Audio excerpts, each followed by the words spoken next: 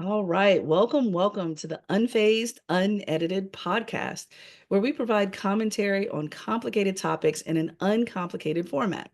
I'm Dr. Shaunna Payne Gold, and I go by she, her, hers pronouns. And Dr. Lisa, guess what?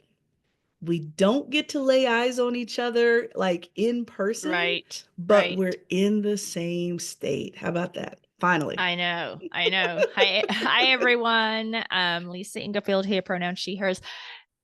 Yes, we are 4.5 hours apart by car, but we are on the same time zone. So that has made scheduling far easier. Much easier, much easier. Absolutely. Absolutely. Mm-hmm. Oh, well, good to be in the same state and glad to be on the line with you as we get into this week's episode. Um, I still cannot believe that we are barreling away close to 200 episodes. Yep, But here we yep. are, episode 177. And I'll get us kicked off here with a word that I've been training on over the last few, well, actually for years, but definitely during this particular week. And the word, I don't think we've addressed it completely, Lisa, around stereotype and stereotype threat in particular. So I've been using this with some trainings, and it's really been helpful for people to start thinking about what stereotypes they have really had ingrained that might be unconsciously connected to their biases around how they treat people. But stereotype threat is when individuals fear that they may confirm a negative stereotype about their social group.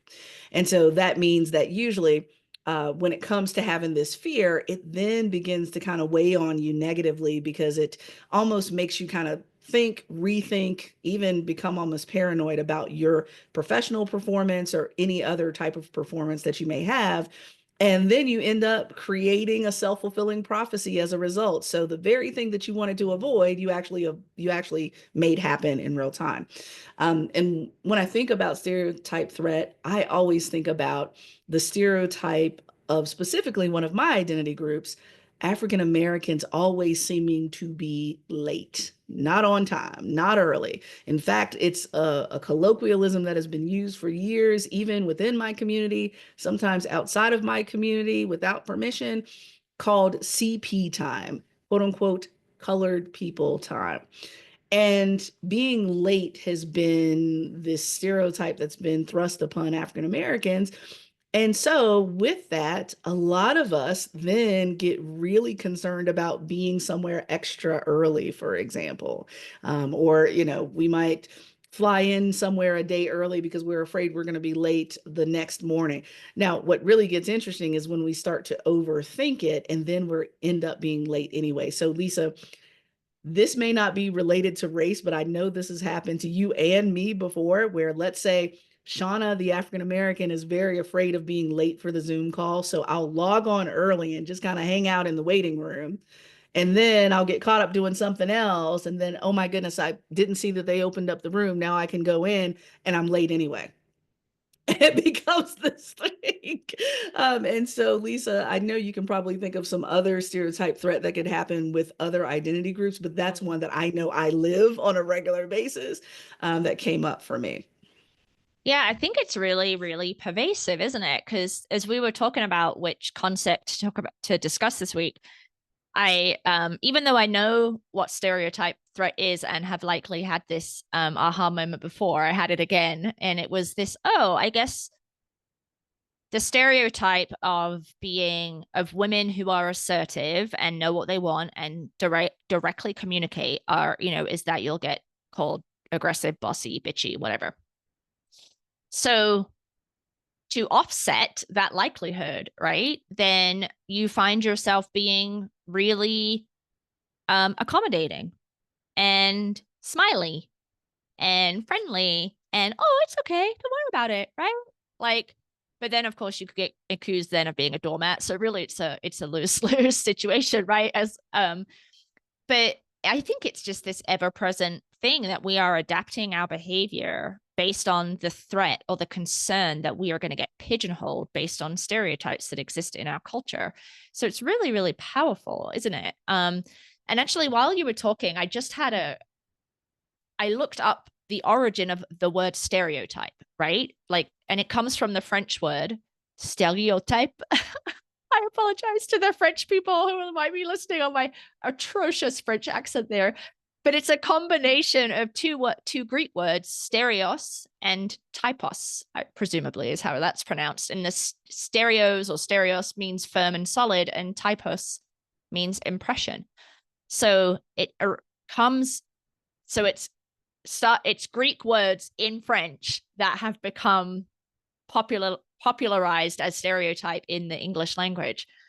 First used back in the late 1700s. So a little bit of a Wow. random history lesson there. I was just curious. That's incredible. Well, but what's very important about that definition that you just brought up is that, you know, it comes from a place of community almost, Lisa, in that I don't want to misrepresent my community as an African American by being late all the time, because it's not just representing me, it's representing my entire community. Or for women, not being quote unquote too assertive because I don't want my entire group to be considered too assertive. Like it Right, comes right. from community, whereas folks that don't have to think about those forms of oppression don't have to think in community. Like the white guy that just shows up late for the meeting is like, oh, I just had a valid reason for being late, so here I am. Versus Mm-hmm. me thinking, hold up, I represent my entire race. Let me Yep. get there extra early, so let me Yep. get there, right? It's a different way of thinking about it that we as a person of color, as women, we don't get the luxury of thinking about it independently or individually. We just don't. Yeah. Yeah. 100%. Yeah. Okay. So Mm-hmm. All now that right. we got that deep dive out of the way, I will just add here that I clicked more, and stereotypes actually related to the printing press and Ooh. the Okay. permanence with which typeface is printed. That's where it was first used, but it now isn't. That's not its meaning anymore. So that's also interesting. Oh, the permanence. The Mm-hmm. permanence. I like where that's going. Yeah, the Yeah. permanence. Yeah, it look, that's a whole nother podcast there, how hard it is to work yourself back out of a stereotype, Yeah. if not impossible. Right. So Right. yeah. Oh, that's good. That's good. All right. Well, we got to move on here. We got to move into phase one. And Yep. but let me guide us into phase one. And I have been doing this for years, at least for what, 2, 3 years now, more formally versus what I used to do informally, in regards to making sure that I continue to mentor and create community for doctoral students, especially underrepresented doctoral students like myself that went through the process, and making sure we have an opportunity to talk about where they are in the process, and really flesh out possibly topics for their research, dissertations, etc. And we had one person in the group last Friday that specifically talked about a topic that I was like, oh, that is so good. And there's probably more to it. But let's talk about this notion loosely of women of color, specifically Black women, but women of color in the workplace, and the connection with disappointment and lack of trust, right?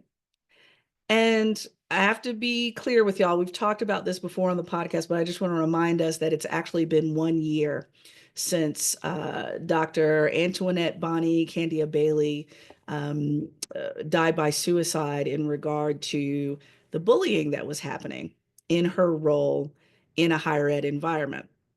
And there's been a lot of things that have been published around toxic workplaces and so forth, especially for Black women since Dr. Bonnie left us. But the doctoral student that was talking, it just rang so many bells in my head in regard to how women of color, Black women, I would probably suggest other women as well, but to certain degrees, end up overworking ourselves in lots of settings. We happen to be talking about workplaces now, but we overwork ourselves in lots of settings because we've been disappointed in ways that we can't trust folks to do the work or do a certain task or do it in a way that we deem as being excellent. And so, with that, instead of having to deal with the disappointment of someone not following through on their word or not doing it to a certain level of expectation, we end up absorbing all this work that unfortunately continues to let other people around us off the hook of rising to a great level of excellence, doing what they said they were going to do. And it gets to a point that eventually we overwork ourselves in ways that the body tells. It shows up in stress, it shows up in lots of other health risks and other things that are exacerbated to the point that it can get to that degree that Dr. Bonnie felt, especially when it came to her mental health. And so I just thought it was something that we should bring up, Lisa, in regard to this thread between Black women, women of color, possibly other women that grapple with this disappointment. And it's almost like we get punished for doing the right thing. What is that phrase? No good deed goes unpunished. It's like we're good at what we do. We have no problem doing the work, but yeah, we just end up paying the price for other folks not rising to task, and then we absorb it in ways that affect our health, in ways that affect our lives, in ways that affect our families. Um, to the point that some people have declared this somewhat of a pandemic of its own in regard to how Black women are treated in the workplace, women of color, and women. So, Lisa, how does all that strike you? Because I know hearing about Dr. Bonnie, this is not the first time that you and I have talked about it, but Right. I'm now thinking about what creates the conditions for a Dr. Bonnie situation to happen, and how can we start to help support and not go to that point, that place. I think the easy answer, or kind of the white person answer, would be you just don't need to. You just don't need to do the work for the other people, right? Like that's your fault for taking that on yourself and accommodating other people's inadequacy, right? um I think that might be true in individual cases. I don't think that's the systemic reason, right? Because there's also, I know we didn't talk about this, but this feels stereotype threat right? Like we didn't actually make that connection when we decided to We do that didn't. definition of stereotype threat. Yes, But yes, if yes. you also have this underlying stereotype around work ethic, particularly for not necessarily Black women specifically, but Black and African American people, so there's also that's happening that's contributing to the I have to work harder than other people because otherwise I will be presumed to be lazy or incompetent in a way that a white woman or a white man will not, right? So that feels like that's systemically happening in the background too. And then if I want to make sure I'm understanding you around, if you are working on a team and your team is inconsistent in their production of whatever it is that they're supposed to produce, you feel like to avoid a disappointment in not producing the thing by the deadline, you just take on all the work, right? And that creates extra stress for you, which can lead to health impacts. Am I understanding that correctly? You're on it when it comes to taking on the work ourselves to meet a deadline, or simply to meet the level of excellence or the standard that we want to see with the quality of the work as well. So the timing and the Right. quality both. So you're on it. You're on it. Yeah, so I think that timing, quality, and level of excellence is informed by the stereotype threat, right? Because we always joke about kind of mediocre white men, right? They can just like slide by and do something mediocre and it's great, right? But like women broadly, and then women of color specifically, don't have that same pass. Um, and so now I'm just interested around thinking about this in the context of teaching and group projects. There's all in group projects in school, there's always the 2 or 3 people who don't do shit, right? And the 2 or 3 people who do everything. Like that happens like repeatedly. Every time. So Yep, yep, now yep. I'm curious to think about, is there any data or research in that context around who are the people that are always doing the things and who are the people that are always not doing the things, right? And seeing what kind of racial, gender, There you go. and other identity breakdown that might be. Because those Hmm. habits then get created in school That's in right. addition to existing within this culture that then Hmm. translate into the workplace, right? And they never That's get right. disrupted, or you get individually blamed. You're too much of a perfectionist. You don't need to take this all on, Shaunna. Like, that's your fault for having bad boundaries, right? Yes, yes, yes, yes, yes, yes. Absolutely. Absolutely. And I remember that even with my first year in my doc program. No, excuse me. Was it? Yeah, it was the first year in my doc program. And I was one of what, out of 23 people in my doctoral cohort, there were 8 people of color. And out of the, I think it was 7 African Americans, I was the only one that went to a predominantly white institution. Everyone else went to an HBCU. And so it was kind of like I was on the, I don't want to say I was on the fringe, but I was kind of this hinge, right? Because I didn't fit into any place, comfortably. I'm comfortable in myself, but I didn't squarely fit into any group per se. And I remember that first year, we found out that the College of Education and Human Development, every year they hosted or provided professional development for doctoral students to be able to go to conferences, which you and I know are extremely expensive, especially for a graduate student. But if you applied and got your proposal accepted, then they would pay for your registration, your flight, some other things. And for many of us, we were still working full-time jobs. So, if you could get school to pay for your registration and maybe your job to pay for a flight, and then you could cobble together a hotel with a roommate, then you made it.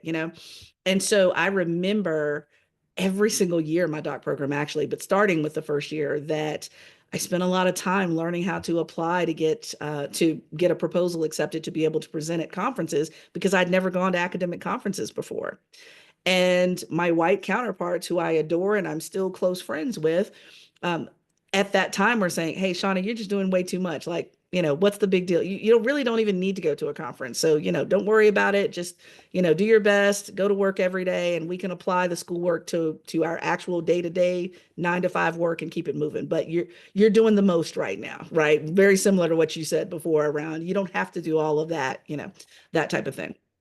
Well, apparently I was doing something right because by the time I got to the end of my program, got the dissertation of the year award and all these other things because I had learned these skills. I had to learn it over those 3 years in the coursework. But I remember very clearly being told by my white friends who I adore that, Shaunna, you're doing too much. That's too much going on. And so, you know, we just have to think about a both and type of response because to some extent I do believe your white answer is true and it has to be placed in context. So we've seen this happen with African American women in response to the election results and trying to help everyone get election outcomes that are in more people's best interest. And so we talked about that. I don't even have to go back into the election recap. Go back and listen to it, y'all. But with that, Black women specifically have pulled back and said, you're right. Go ahead. We're not going to save you anymore. We're not going to be to that standard anymore. We're just going to be a little bit looser. But you have to be at the point in your life where you can afford to do that, whether it's financially afford to do it or career, Mm-hmm. or Yeah. Yeah. your social networks that you can afford to not do. Because when I was in graduate school, I couldn't afford to not go to the conference because I needed to go. I needed to learn some things. Mm-hmm. I need to make connections to get my dissertation done, so I kind of couldn't not afford to do it.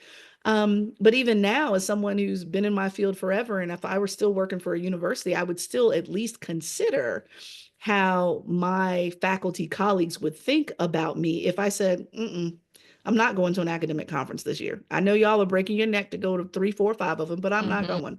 Why? I'm tenured. I don't need to go anyway. But the perception that I need to go because it's the socially right thing to do, I'm not doing. And so that overwork piece, I think the disappointment, here goes my jaded Black woman response once again, Lisa, is that the disappointment may be more surprising in the beginning, and then it just becomes something Mm. we're used to over time.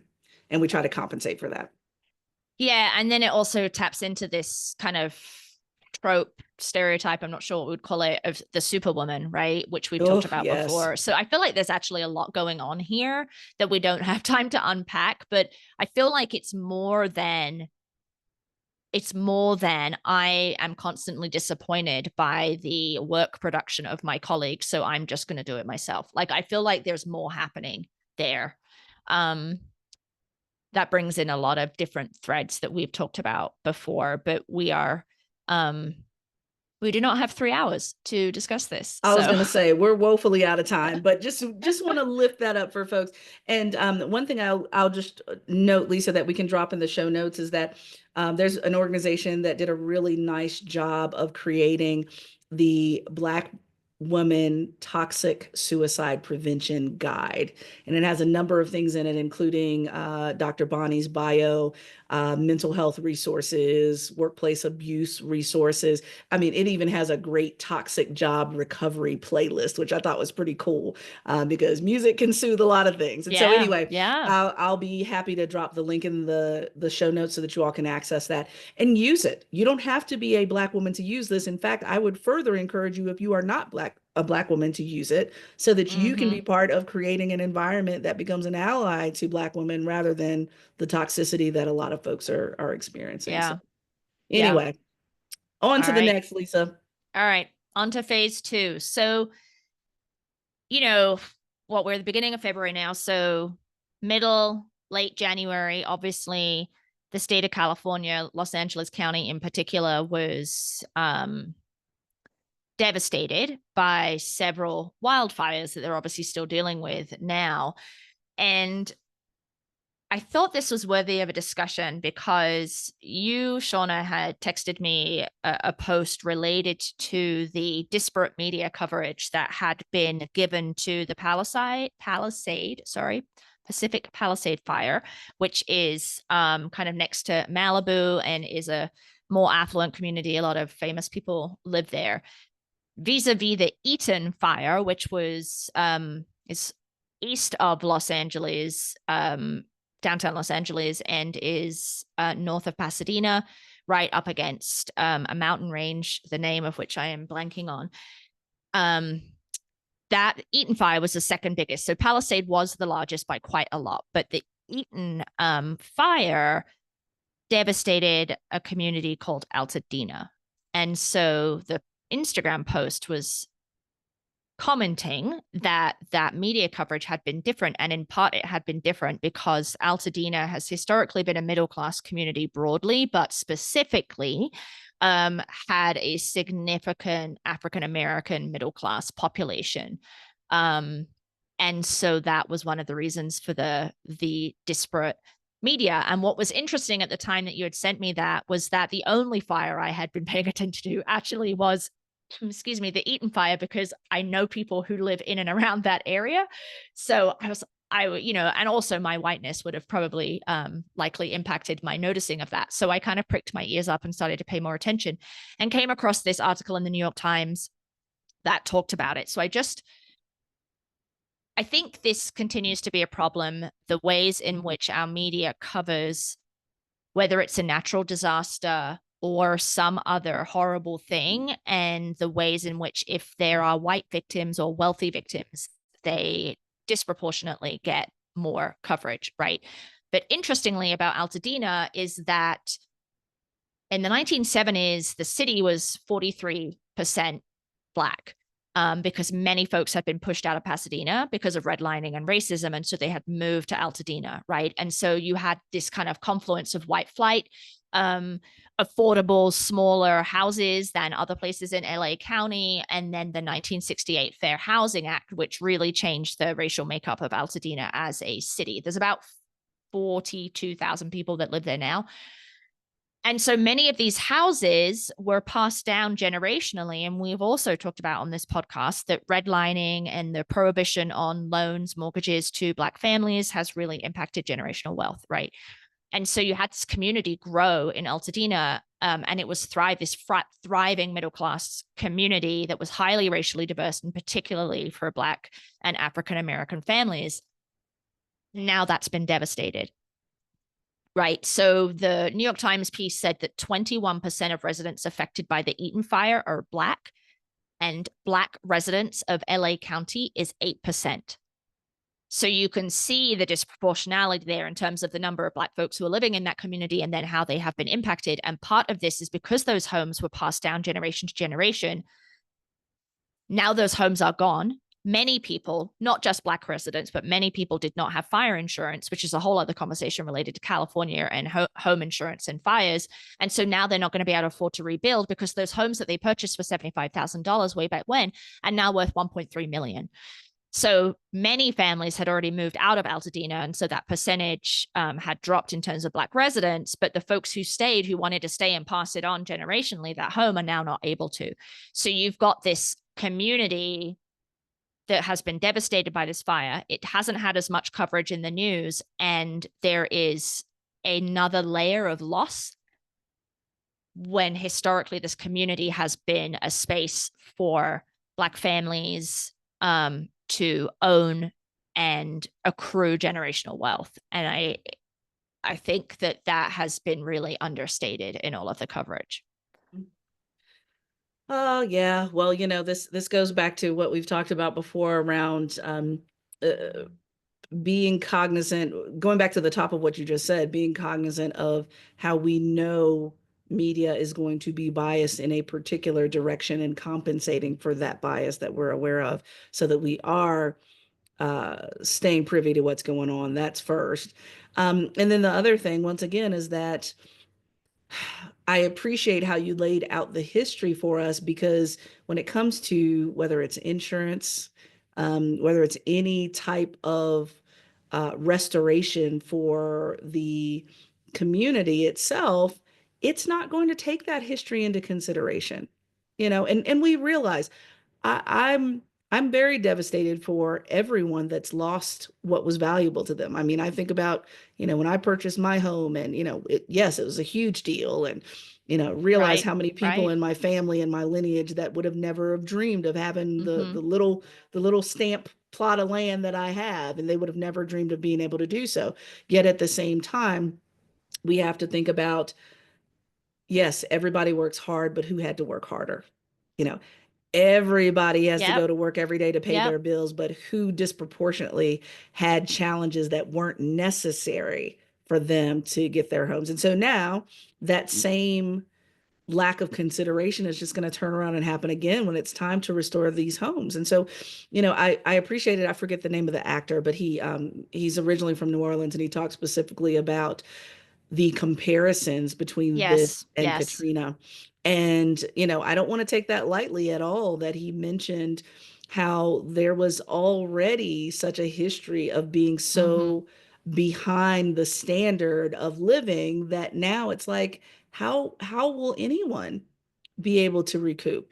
Now, what I think is interesting, and I know it's going to be controversial because it's kind of like another a spin on the very same conversation we've had about affirmative action on lots of things, but who's going to make folks whole? And Right. no, I don't want to hear that this is an act of God, and I don't want to hear that I don't want to hear those things. I want to Mm-hmm. hear who's going to make those folks whole. And they've made it very clear that insurance policies aren't going to do it. This may become somewhat of a um, if you will, a Tulsa-ish situation. I know the origins aren't the same, but who's going to really care about the Black folks area of LA other Yes. I than the was Black just folks thinking that about live there? Tulsa. Yeah. Right? Yeah. Right? Yeah. Yeah. Yeah. So who's gonna You're who's right. going to who's gonna make it a priority, right? Right. Especially who's gonna make it a priority, the people um, who are the decision makers and influencers that can make it a priority, right? Like the first people that I'm imagining that will Mm-hmm. even remotely start to keep this on their radar are other affluent Black folks that are a little bit Mm-hmm. closer to the demographic and the understanding of how much history went into accomplishing any of that. Whether you have, a beautiful home hanging off the shore of Malibu to a very small home that's, that your grandparents bought many years ago. It still matters. It's theirs. they worked for it. Their parents worked for it. Their grandparents worked for it. Mm-hmm. Their memories, like one of the more heart-wrenching videos I saw was a firefighter bringing photo albums out of somebody's home because at that Yeah. point, pretty much the whole house had burned to the ground except for a few photos. Well, yeah, God forbid something like that happen to my home. Yeah, I want those memories, but at the same time, I still need a place to live. My ancestors worked very hard for me to have what I have. It means something to me. And so I appreciate, let me flip this the other way around, Lisa. I appreciate not all, but a few voices, white voices that obviously were concerned about the Eaton fire, but more so said, I'm very concerned because I am fortunate that I can replace everything I have. I'm concerned about the other folks that don't look like me Mm. who can't as easily replace everything I have. I appreciate those voices. They're going to be far and Yeah. few between. We know that, Lisa. We know that. But the folks that are more cognizant, I'm very appreciative of that. What's his name? JJ. He's the head coach of the Lakers. He mentioned that because their house burned to the ground. Mm. And he mentioned that in an interview that, yeah, we're sad, we're devastated of the things that we lost, but hey, we've got it great compared to others, right? Yeah. I was and he specifically mentioned the Eaton Fire. So, for me, we may not get an answer for a long time, but I want to know who's going to make those folks whole. And I guarantee you it's going to be an afterthought of an afterthought of an afterthought because that's how this country has worked for so many years. It would not be out of character. Yeah, it is going to be very, well, maybe not surprising, but interesting how this will play out. And Mm-hmm. Mm-hmm. I mean, just, there's someone I'm connected with on Instagram who is a white woman who lost her home, which is awful. Um, but then she just recently posted that she's looking at new houses. Right. I don't know her financial Yeah. situation, but if Yeah. she's Yeah. able to look at new houses to move into, then that tells me something, That's right? right. She's And got access to so, something. Yeah. you know, um, Mm-hmm. Mm-hmm. and Yeah. that is just going to be such a disparate experience. And it is going to be based, it's not entirely going to be based on race, but race is going to be a demographic feature of Mm. how families and people are going to disproportionately recover from this Oh, yes. Oh, fire. yes. Yeah. Oh, So, yes. I mean, I Absolutely. think it's just like you said, it's just a watch and learn. But I guess the reason why we're talking about this on the podcast is to flag that, particularly for white listeners who hadn't noticed it, Mm-hmm. and to pay attention and to be that voice, right? Around Mm-hmm. what about this community, right? Because it's more than just brick and mortar. That's right. Um, when That's we right. think about kind of housing discrimination and that history. So, Mm-hmm. That's right. Absolutely. Yep. Yep. all Oh, right. all right. Well, certainly our hearts go out to those folks, and I want to see how people are going to make them whole. And it'll be my constant question. Just like it has been for Tulsa and lots of other American situations that have occurred. So we will keep watching the news to see. But let's get into phase three, our last phase. And Lisa, girl, I watch all the trash over the holidays. I mean, let's just be real. I watch all the trash. I catch up on all the Netflix. I saw this meme the other day that said, "Oh, I finally made it to the end of Netflix," like as if it's possible to watch everything on Netflix, right? Finally made it to the end of Netflix. But I did take some time to randomly watch the 3-episode documentary on Aaron Rodgers called Enigma, right? We know Aaron Rodgers has been an NFL quarterback for years, and it was interesting to me because I was watching for a number of reasons. I was watching because, you know, his whole experience on the Jets has been abysmal. And so I'm like, oh, I want to see what's going on with his recovery because I think he had an Achilles injury. So I wanted to see what was going on with the injury piece. Lisa already knows that I'm a documentary buff, so I'm watching anything that's kind of like documentary-ish. He talks about going to Costa Rica and using how do I say the word, Lisa? Hallucinogens? Hallucinogens? Is that how That you say it? sounds right to me. Yeah. Yeah. So he talked about that and how that could help with healing and recovery and so forth. But the one line that intrigued me in the whole documentary, if you will, was, and I don't agree with a lot of things that Aaron Rodgers does or says, but I thought this was an intriguing statement where he talked about specifically AI, artificial intelligence, and how AI, if used incorrectly or abused in any way, will continue to erode at critical thinking, and also that certain information will continue to be passed from generation to generation to generation. And there may be some information that we don't want to be passed down from generation to generation to generation, right? So before we logged on today, Lisa and I were specifically talking about a training that I was doing that we brought up the topic of redlining, and I was just intrigued, not to shame anyone, but I was just intrigued that out of a large number of participants, maybe one or two had ever heard of the concept of redlining, for example. And it was curious to me because I'm thinking to myself, yeah, I really would like to erase that from American history and correct our country so much so that it becomes a very far distant memory because now we have more equity in housing and so forth. Yes, I would love that. But at the same time, what happens when things are strategically excluded to keep people ignorant, or it's just flat out inaccurate? And it's perpetuated by AI specifically. And so, with that, Lisa, I'm just going to leave that quote with you because, Aaron Rodgers specifically said that, quote, there's some issues with AI for sure. I feel pretty good about it. There's certain fields that AI can't replace and the human experience. He talks about that. But then he says specifically, quote, I think we've all seen a lot of interesting movies around AI that show a more dystopian future around it. I, Robot is one that comes to mind. Anytime you put the powers that be in charge of things that directly affect our lives, you got to be really careful because unchecked power can definitely corrupt. So I wouldn't trust these powers that be to make any decisions on behalf of humanity, end quote. So with that, Lisa, you've brought up AI with me. We've talked about it before. Um, but I think I would love to hear your opinion on how AI can be interpreted, misinterpreted, challenged, um, when we think about what do we want to perpetuate when it comes to knowledge. Are there things that we want to leave out Mm. strategically or not? And what does that mean? Because censorship is real in the United States. You hear me? People are ready to fight over what they can say and what they can't say, whether it's accurate, inaccurate, opinion, not opinion. People are ready to fight when it comes to that. So, Yes, they are. yeah, have your opinions about AI changed since we've talked about this previously, God, I feel like I have like 1,000 thoughts running through my head after you sharing that and your question. I mean, okay, so last week we talked about generation beta and how one of the defining features of this generation. So to remind people, I think they're going to be born this year, 2025 through 2039.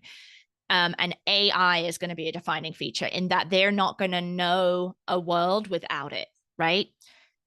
So then I start to think about, okay, how many students are using AI to write their papers? So they're not critically thinking, they're not doing the research, they're just putting in a prompt and boom, a paper is out. And I'm woefully behind in paying attention because I'm thinking students aren't going to do that. Of course they're going to do that, right?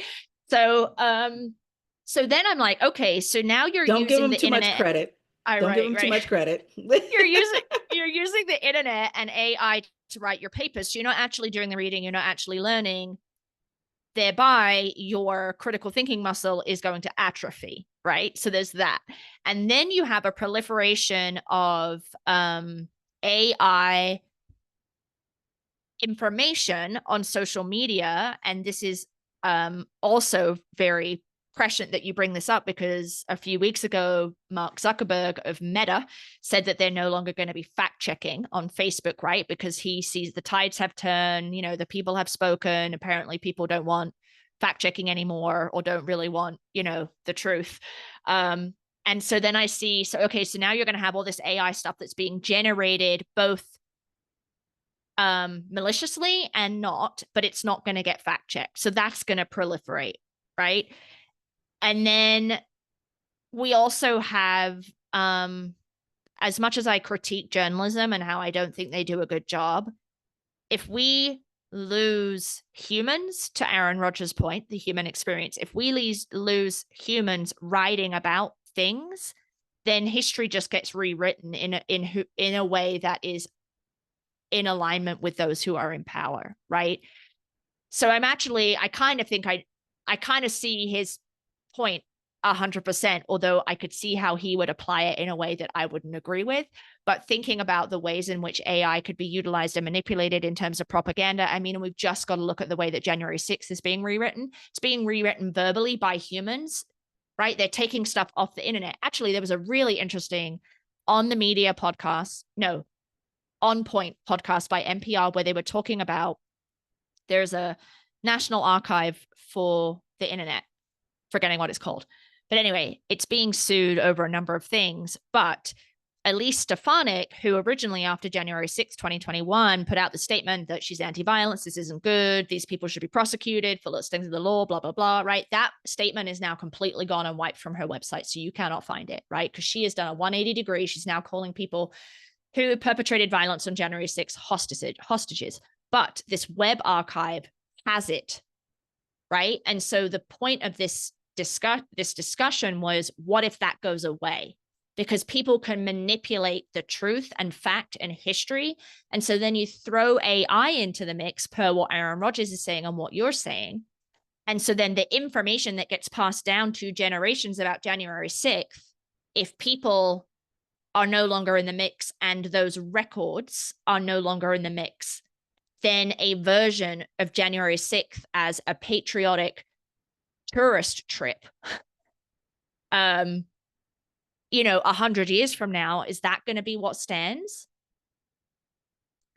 So, and so this meta Facebook fact-checking thing is just all a part of it, right? And then what you said, he said unchecked power can definitely corrupt. Well, yes. So I wouldn't trust those powers that be to make any decisions on behalf of humanity. Sure, right? AI can be manipulated in a way that can perpetuate power in the wrong hands, in my opinion, right? I do think there are some really probably very good things about AI, but I'm having trouble seeing past how it could limit critical thinking and erase reality. Yeah. Well, it reminds me of, how can I say? It reminds me of, you remember, Lisa, I don't know if you had a section like this when you were writing a thesis or a dissertation or what have you, an academic piece, where you have to talk about the limitations and delimitations of your study, right? And I feel like we haven't walked through that process yet with AI. Like everybody's so excited with AI and the possibilities of AI that we forget to consider the limitations of AI. So, yay, I'm super excited that AI can write my paper for Dr. Ingerfield's class. So really, I shouldn't have to do anything but put my name on it and submit. That's a very that's a very open concept of AI versus what I've been trying to share with Trey as he writes papers is there are limits to AI. AI should never be smarter than human people and human experience, rather, human knowledge. And it's only a starting point. It's a great, fun starting point, but it's a starting point. So it's not the edge of the work, how can I say? It's not the outer edges of the work, but it's more so a starting point, a great starting point. Because I think about so many people, Lisa, you and I fortunately don't have the problem where we struggle with writing, but there are a lot of people who do struggle with just getting started with writing. And so if I were one who struggles with writing, it would be a wonderful Kickstarter to anything, whether it's a Kickstarter to writing or a kickstart to an idea of a program, or my boss gives me a task and I just need one quick idea and then I might have 1,000 others, versus the 5 ideas that AI spits out is what I'm going to go with. Like I still believe that, like anything, I almost feel like, okay, this might be controversial. There is a very thin line between something being a tool or a weapon. That's what I'm going to say.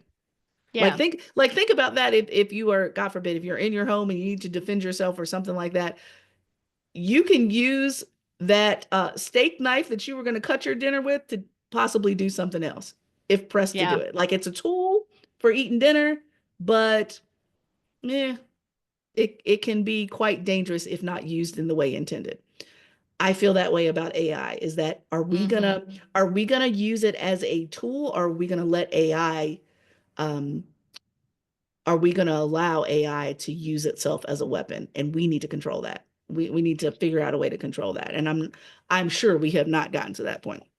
Well, and it's not even AI as like a sentient being, right? It's humans that are going to restrict or allow how AI is utilized and whether it is a tool or a weapon. So Mm-hmm. That's it. the intent or, you know, Mm-hmm. values of that group of people or Mm-hmm. person, I think is going to ultimately really matter because you can proliferate an alternate set of facts through AI very quickly. And then if these social media places are no longer fact checking, and you know, you are not necessarily going to additional sources of information. And then that just, you could just see this spiraling out of control. I mean, it already, not AI, but the proliferation of disinformation that isn't necessarily written by AI, right? So that is happening at the hands of humans. So now you're like going to put that on steroids with AI that can just run and run and run and run, right? Like 24 hours a day, Yeah. 7 days a week with no Yeah. limits whatsoever. Yeah. Yeah. So, Yeah. um, That's right. and I do, yeah, I think the loss of critical thinking, Mm-hmm. like there's going to be such a massive ripple effect to this over Yeah. time.